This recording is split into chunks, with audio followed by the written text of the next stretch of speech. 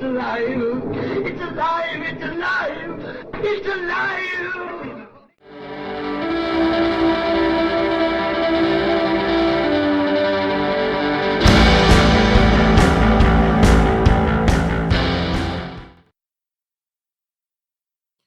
Hello and welcome to Alive Afte Reading. I'm Tim Niederreiter, your able host, or at least differently able host.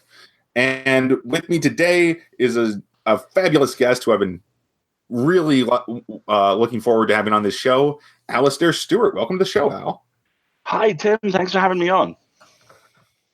Well, it's great to have you. So for those who don't know, and there shouldn't be that many because this show is tiny, but for those who don't know you and the potosphere, can you let people know who you are and what sort of stuff you do? Yeah, of course. I co-own Escape Artists, which is a genre fiction podcasting company. We produce 4 shows. Escape Pod does science fiction, was Hugo nominated this year. Podcastle does fantasy and was World Fantasy Society nominated this year. And Pseudopod does horror and was BFS Society nominated this year. And Cast of Wonders does YA and has had a whole bunch of kind of stories from their catalog nominated across the course of this year, which, of course, now I say this all out loud, sounds horribly egotistical, but it's really not meant. It's just this has been quite a big breakthrough year for us. We've registered in ways that we haven't before, and we've been around a while. Escape Artist is a 14-year-old company. Myself and my partner, Marguerite Kenner, who edits Cast of Wonders, bought it 4 years ago. And in that time, we've done stuff like we now pay pro rates. We're looking to expand into a couple of other areas. We're looking at Bandcamp, that kind of thing. And most importantly, we put out 4 short stories, one in each genre, every week. And I host Pseudopod, the horror show, and have done for over a decade now. And I realized to my rank amazement a little while ago, I've never held any other job longer than hosting Pseudopod. And that's not just online. I know, right? Podcaster. That is out in the real world as well. When I'm not doing that, I write tabletop RPGs. I'm also a pop culture analyst and journalist. And there's something else I do.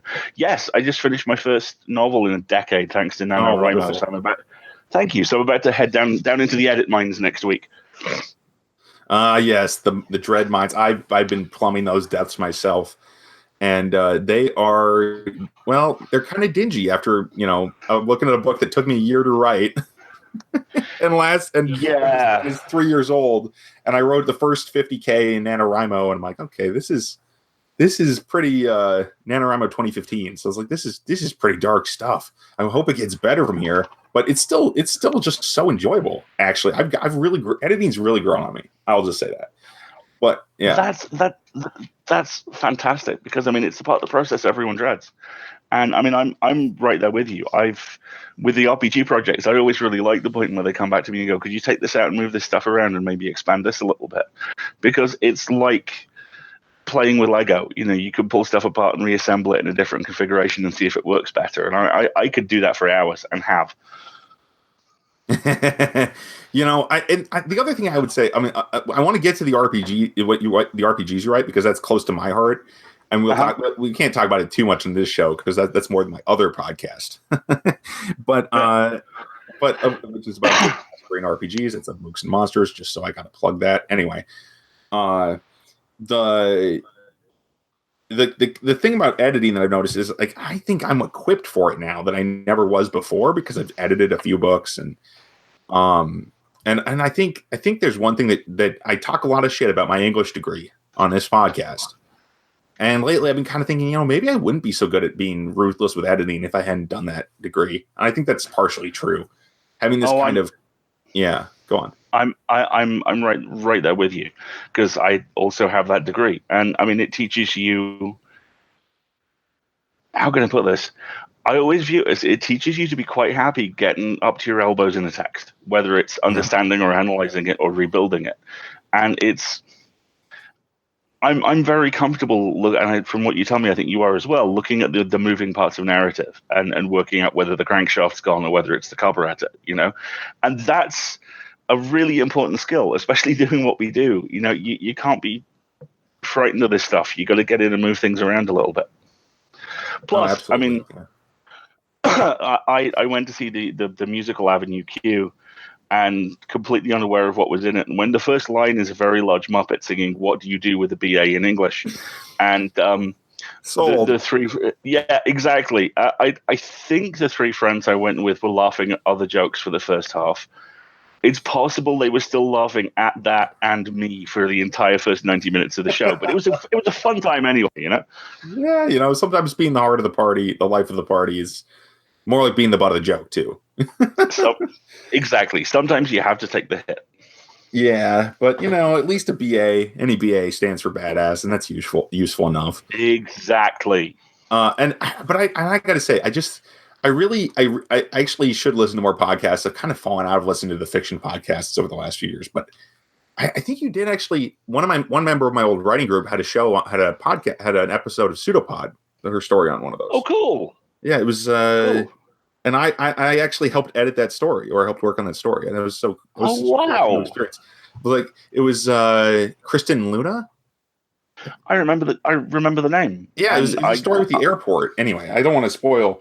I love that one. It's gruesome, but it's so cool. Seriously, because it was the one where suddenly very, very, very horrible things happen in an airport. And again, like you, I'm not going to be spoilery, but there are certain things which just tickle my horror bone very nicely, and Kristen basically did all of them in that story. So that was a really good time. Please tell them thank you very much for that, because I really enjoyed that one. Yeah, I would if I could get in contact with her. No worries. It's one of those things. It's one of those things.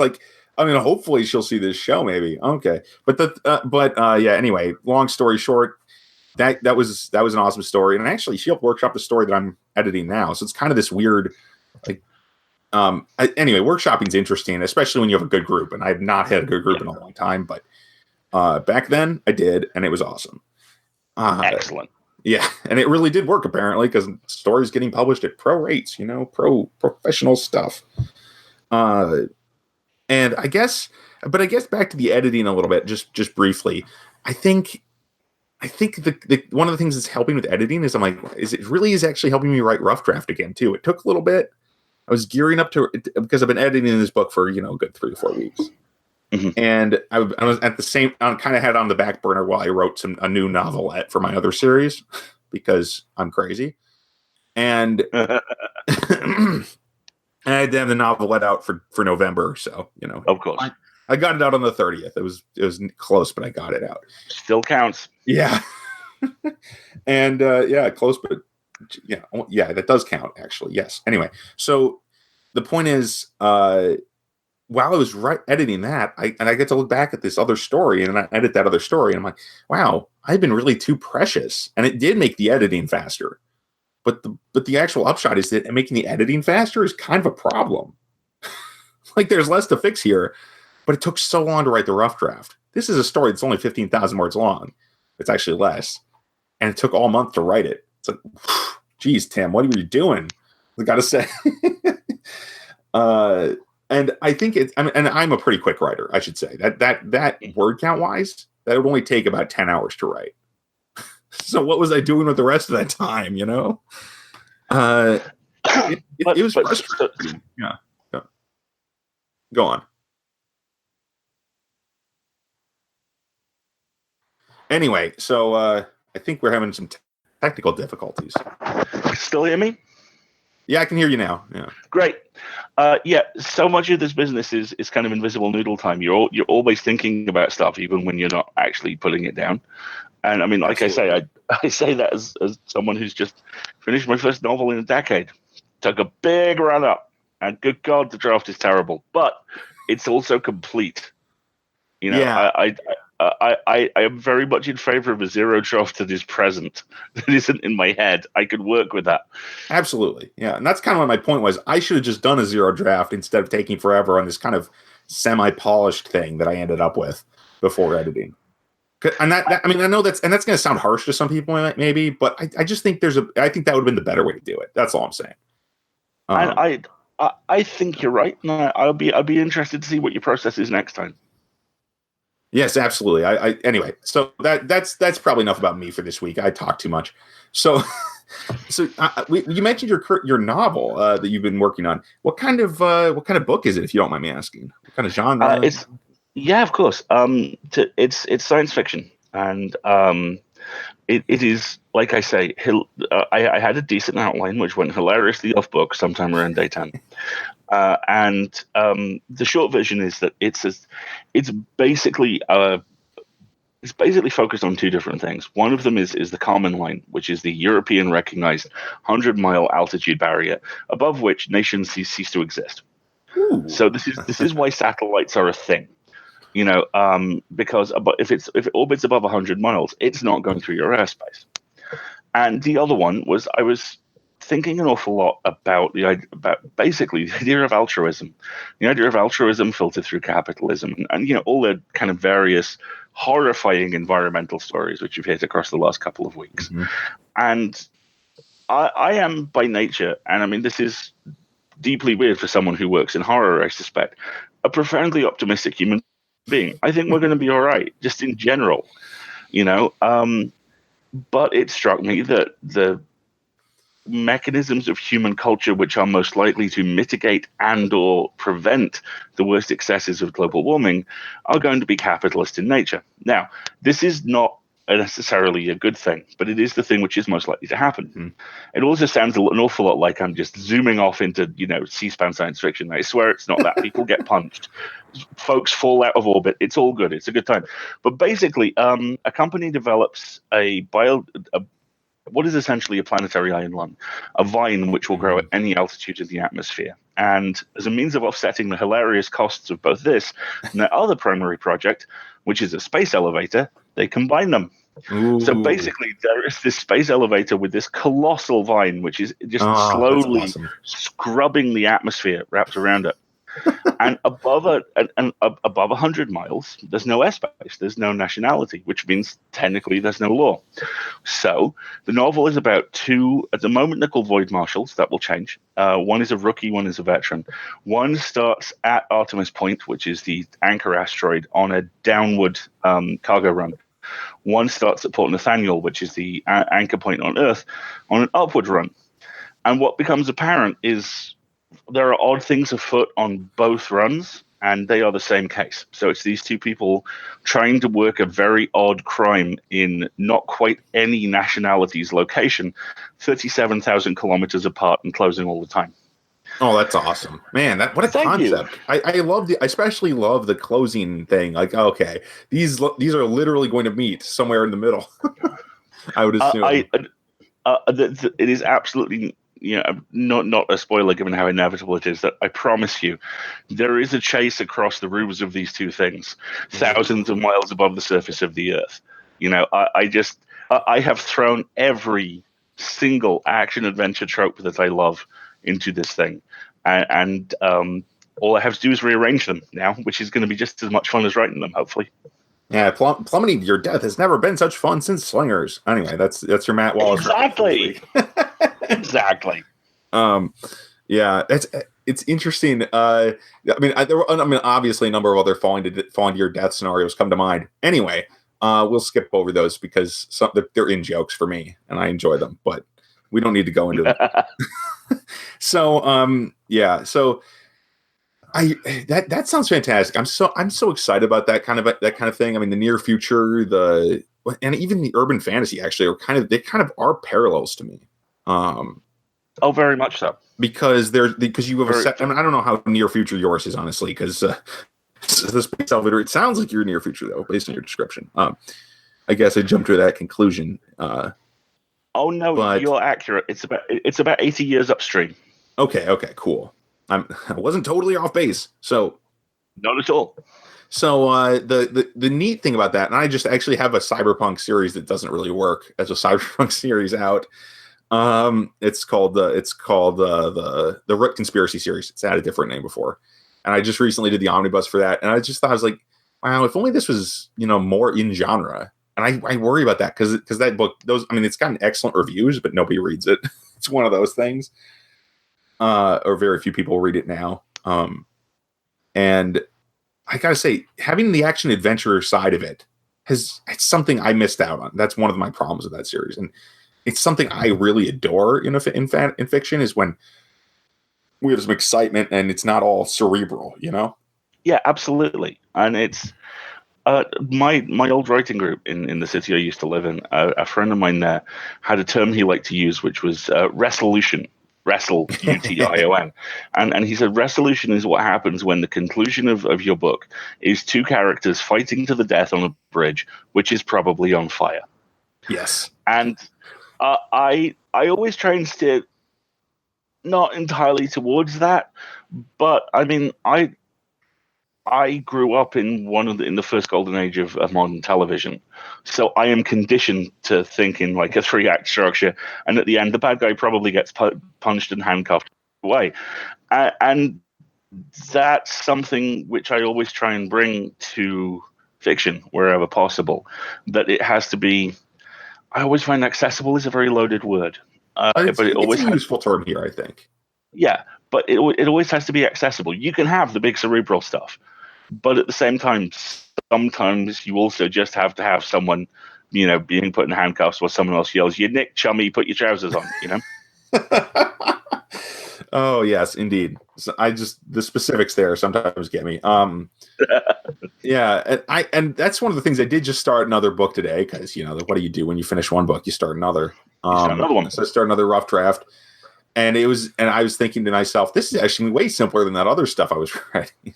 At least for starters, that's the challenging part of writing, wouldn't you say? I mean, it starts off kind of easy. At least it does for me. Like, okay, everything's new. Yeah. Yeah. I had this with a zero draw for Nano. I had a really good idea, and then about halfway in, I was like, "Oh, I may need a murder board. I may need red threads. We don't have 700 post-its in the house." And the part of the zero draw that doesn't work is basically the act in the middle, where I am reminding myself that it's okay, this is a plot, and it's all right for things to happen. And there are like 3 or 4 chapters where characters are going, "Could I just run this past you?" And listing everything they know. Now, I mean, this is partially a response to the fact I will probably go to my grave angry at the first series of Lost and the last series of The X-Files. And it's also me going, no, it's okay. I want to try and enable characters who are fundamentally helpful and want to go, I can't solve this by myself. Perhaps you can help. And also to get it straight in my head. So I'm right there with you on that. I really am. Yeah, that's like the second book of my fantasy series that is currently in progress. It's a novella series, just in the novelettes book 6. But in the second book, there's this moment where I'm like, yeah, this can become really thorny, or we could simplify things. Yeah. I simplified things for once. Because sometimes, anyway, yeah.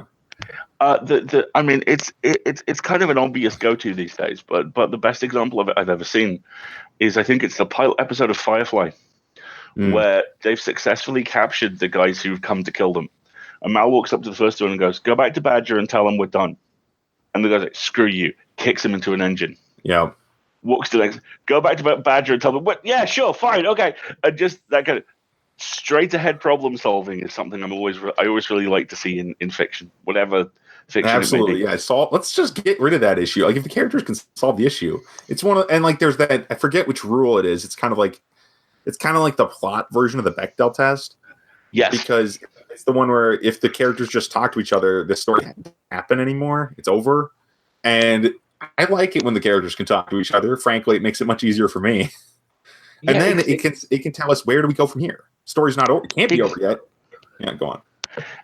Exactly. And I mean, there's always a discovery element to these things. And if you can get to the point where the characters are helping you uncover the plot, and in doing so you're finding out stuff about them, then that keeps you interested. I mean, that was the thing I was terrified of with this thing, that I was going to get 20,000 words of it and then just go, I'm bored, and wander off. And I wrote 2,000 words of it every day, near enough. I mean, I actually noted down my figures, and 2,000 words was like a baseline cruising speed. Nice. And a big part of that was about halfway through. Basically, one of my characters turned to me and went, "I appear to be very proper and raised traditionally, but in fact, I really quite like violence, especially righteous violence. And my parents raised me in front of cop shows, which is why I have a 5'5" hijabi wearing Marshal kicking and actually at one point saying, I need to go yell at someone for great justice. And Oh, that's awesome. and suddenly FISA became, and I kind of hope she makes it to the final draft or something like this. FISA became something other than this kind of very solid, reliable veteran, and someone who secretly always wanted to be a much more exciting cop than she is.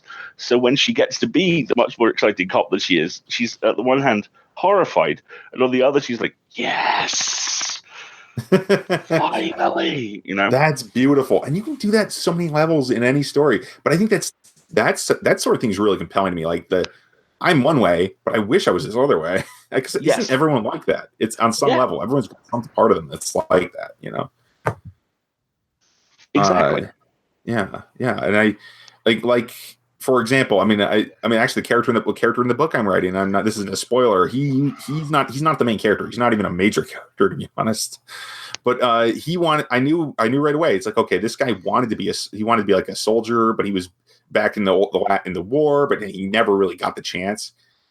And he really wanted, and now he was actually way better with robots. So now he's a roboticist, like secret agent guy. Oh, excellent! Because he studied robots. I can't do it well enough without spoiling stuff. So never mind. But it's this kind of, the character wished they could be one thing, and this guy wanted to be a killing machine. Basically, he's kind of a psycho. He's not a nice dude, but he ended up making killing machines instead, and it's kind of a neat dynamic. Anyway, I just think that kind of thing, whether small or large, can really add depth to a character without much work, really. It's kind of those, like having a single character trait is enough for a lot of characters, and not just minor characters. Oh, exactly. And I mean, it's something which I always find it really very easy to research, because you can see kind of the fiction engines behind series drama and behind comics in particular are exceptionally good at that kind of characterization. And it's always really interesting to me to spend time with anything like that and spot the tells and spot the tricks which people use. And you learn a lot. And I mean, we're writers, which means we're thieves. So you work out what someone's done and you make it work and just turn it into something which feels like you. And it's one of the things I love about doing this, and it crosses all the writing I do. Everything is research. Everything you see, everything you listen to, everything you read, everything you play will inform how you write. Oh, indeed. I'd actually go one further. I mean, those are all true. I'd go one further and say everything you think as well. Because sometimes you just have thoughts that seem to come out of nowhere. And granted, they're mostly derived from, they're all going to be derived from your experience, but they're kind of, those moments of inspiration are also research, which is kind of weird. But I'd say that's true. I don't know. Very much so. So we actually still have a good bit of time here. So anyway, as far as your podcasting, I mean, you really don't record a super huge amount of podcasts now, do you? I mean, you record for a Pseudopod, sorry. I'm weekly on Pseudopod, although we've started folding in a secondary host for 1 week of most months. And I'm also doing Flashback Fridays, which is a monthly look at a classic episode on the Escape Pod feed. And I'm also doing a monthly half-hour discussion show about just general pop culture stuff for our Patreon feed with our associate editor, Karen Bovenmeyer. So that kind of clumps. I mean, my big job this week is to get the rest of December written and recorded, and as much as January as possible.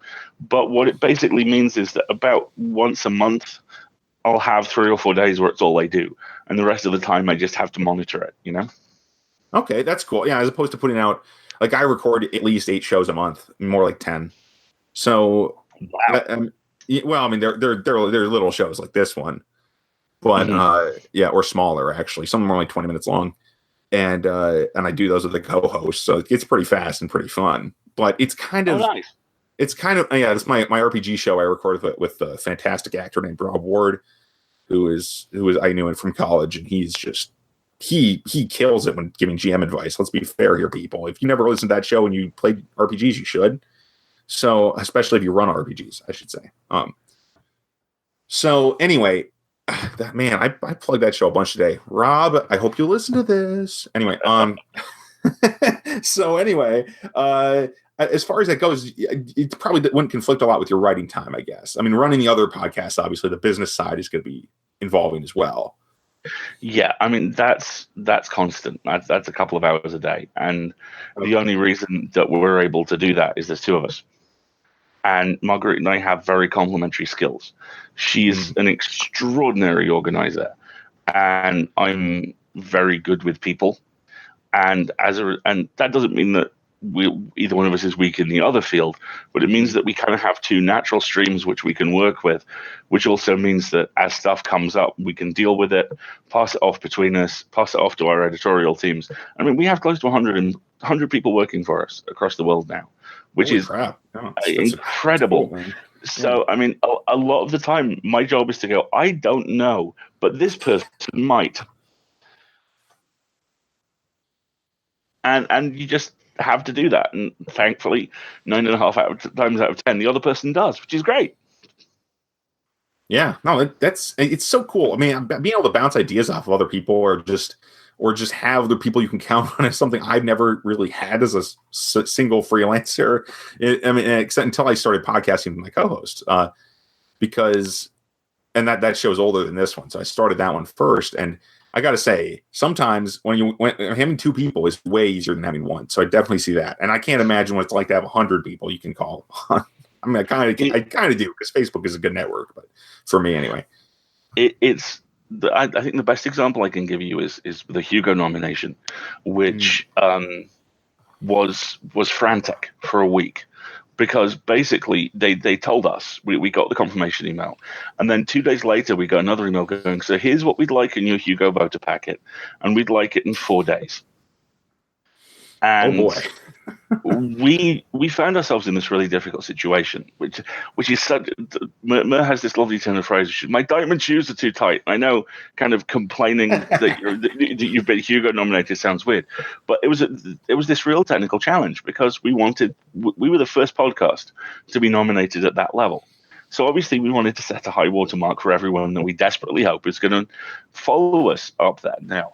And that meant that, we had to make really rapid editorial decisions, really rapid layout decisions, kind of work out what we wanted to do. And that project got worked around the clock because our ebook producer is in New Zealand. So she put out the first draft, which Marguerite and I got next as linear time marched on. We pulled up comments and ideas about that, which we passed to America, where Divya and Mer would work on stuff, and then they would pass the combined notes to Darusha in New Zealand, at which point she would be the only one of us on the planet awake, and then 8 hours later we'd wake up and the cycle would start again.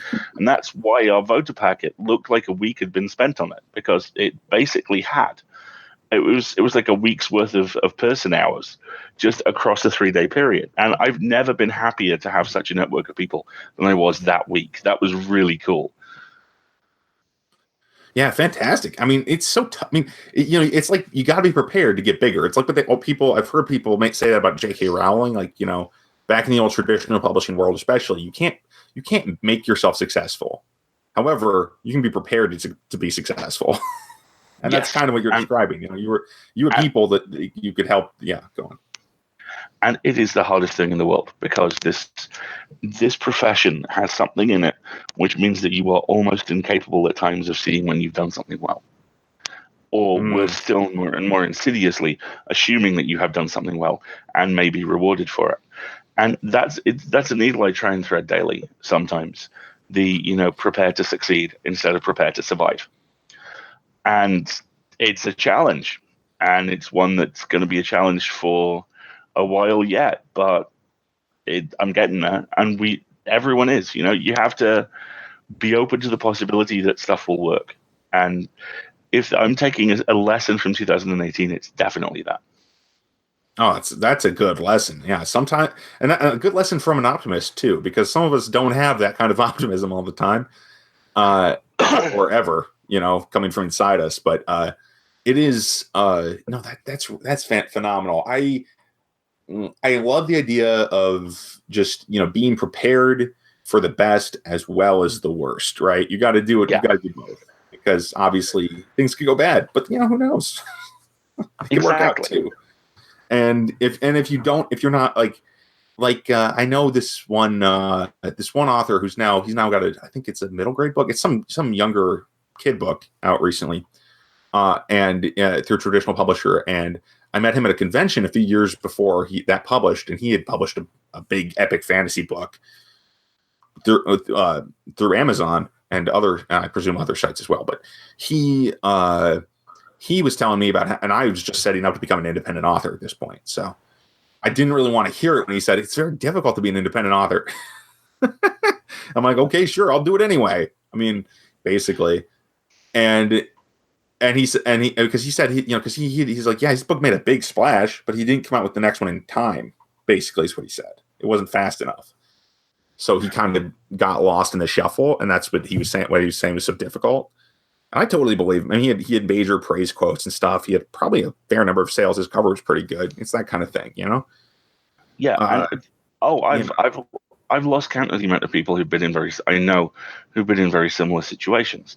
One of my earliest recollections of professional conversation was at a convention called Edgelit in the UK a decade ago. And I was talking to a very good friend of mine who I'd met as both a customer of the comic shop I was running, and he was also a ghost tourer on the same ghost tour that my father worked on and still works on as a guide. And he had transitioned off this and gone off to write. And he'd been very successful. He picked up 3 or 4 licensed books through the BBC. He'd been kind of recruited to write a bunch of Torchwood novels. He was starting to get some interest from the Big Finish audio drama folks. And the whole conversation we had, he was talking about how, it wasn't working, and there was other stuff that he just wasn't allowed to do, and there was this other author who was being paid $40,000 a time to turn out crime thrillers once a year, and that's what he really wanted. And the whole time I'm standing there trying to work out a polite way of telling him which limb I'm not especially fond of I would happily remove to have his career. And it's very much the flip side to the plan to succeed thing. And I take huge comfort in this. Everyone in this industry, regardless of the level they're at, will still, I know for a fact, will still go, yeah, I wish I had that though.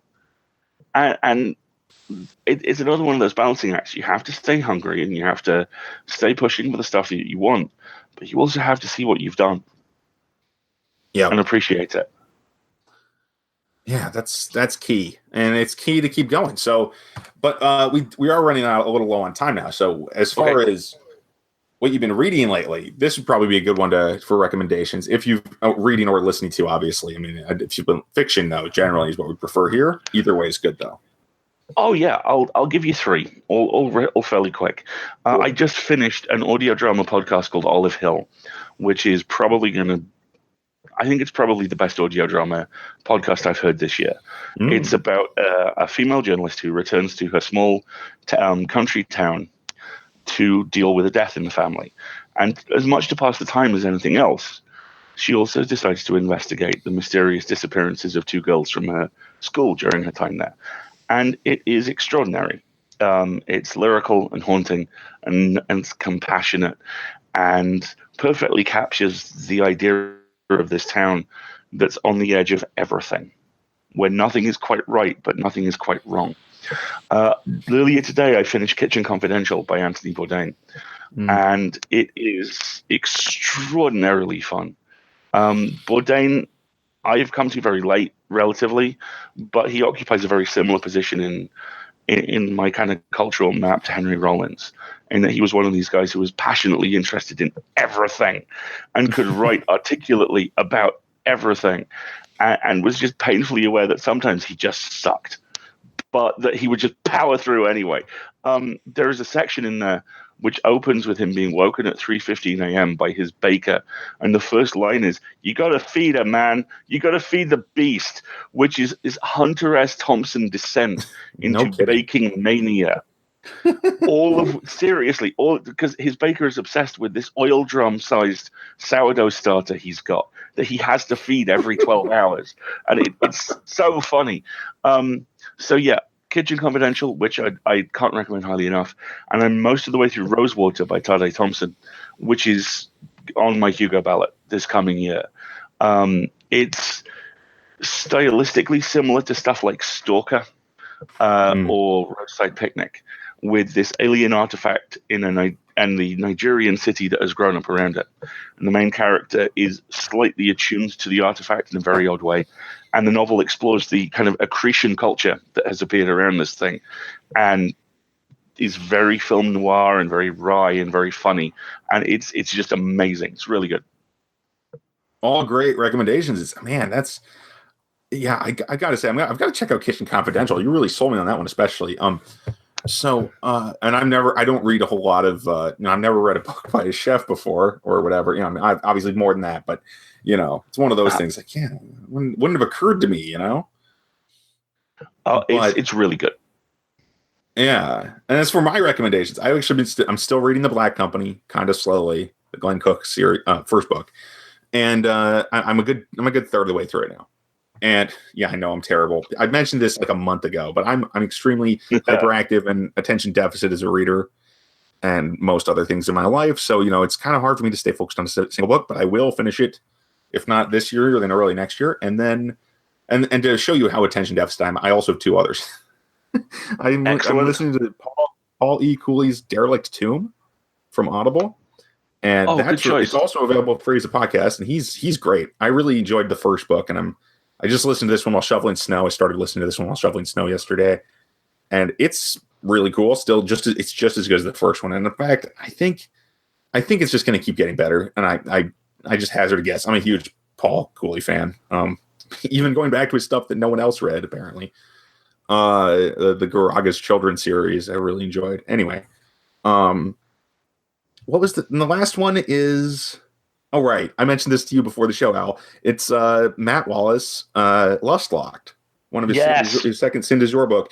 And I just started that, and I read like a third of the book in one day. I'm like, okay, it's not very long, but it's still, I think Lust Locked's like 200 pages. It's not short either for a novella. And it's so much fun. He's just a cracking writer. I don't know. It's hard for me to even describe what he does, and there's these things that I'm like, well, that would be an error if I did it, but he managed it. It's funny how that works. No one on earth styles it out quite like Matt Wallace. He does the best work. Yeah, I can admit that. I can admit that. So I'm definitely there's no contest here from me. Anyway, so Al, tell us where people can find your stuff, what on the web and all around the world, presumably. Yeah, of course. I am on Twitter at Alasdair Stuart, which is a slightly eccentric spelling of my name, as they all are. So I'll drop the link in for you. You can find my blog at alasdairstuart.com. I'm on Pseudopod Weekly at pseudopod.org. I'm on EscapePod once a month at escapepod.org. And right now, and for the next 9 days, I have a Kickstarter funding, which is a tabletop RPG I've co-created with Jason Peter and a whole bunch of really amazing artists and writers, called After the War, which we've funded. We're well into stretch goal territory now, and I'm really excited about this because most of my RPG work has always been on licensed property. And this is the first thing which Jason and I have created, and people seem really excited about it. So I can't wait to see how it goes. Oh, that's beautiful. And there should be a few days left when this episode drops, probably only 2 or 3, because we are recording a little in advance. But you go check that out. There will if I'm smart, there will be a link in the show notes. But Kickstarter, I believe you said. Yes. Yeah, that's right. Yes. So thanks for being on the show, Al. It's been tons of fun. Thank you so much for having me. Oh, you're very welcome. And we finally got it together. So, and as for this show, you can find more at mentalcellarpublications.com.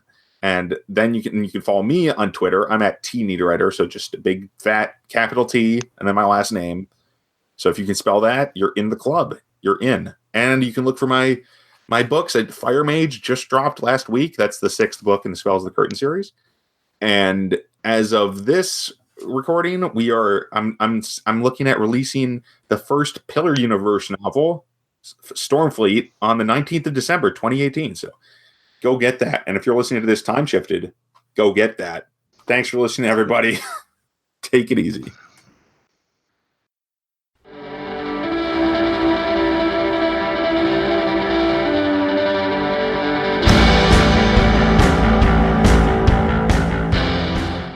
That tears it.